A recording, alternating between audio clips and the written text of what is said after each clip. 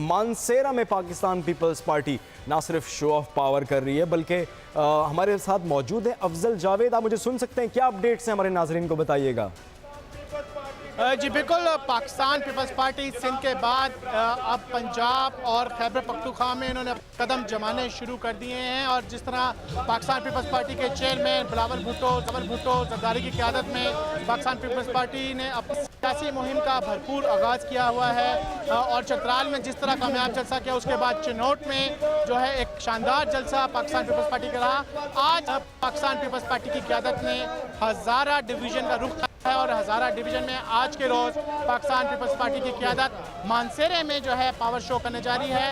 इस जलसे की तमाम तैयारियां जो हैं वो मुकम्मल कर ली गई हैं और अब से कुछ देर के बाद पाकिस्तान पीपल्स पार्टी के चेयरमैन बिलावल भुट्टो जरदारी यहाँ की आवाम से खिताब करेंगे। अगर आप इस पर देख सकें वो तो ठीक है, यहाँ दिख रहा है यहाँ पर काफ़ी ये कैप्टन सफदर का इलाका। आपसे जानना चाहूँगा अफजल जावेद, जैसा आपने बताया कि चित्राल चिन्नौट के बाद अब ये हज़ारा, तो हम कह सकते हैं कि खैबर पख्तूनख्वा के इलाकों में भी, और अगला अगर आप बताना चाहेंगे कि कहाँ पर जलसा करने जा रही है पीपल्स पार्टी? जी बिल्कुल, आपने सही फरमाया है। ये पाकिस्तान मुस्लिम लीग नून का जो है गढ़ तस्वर किया जाता है हज़ारा डिवीज़न।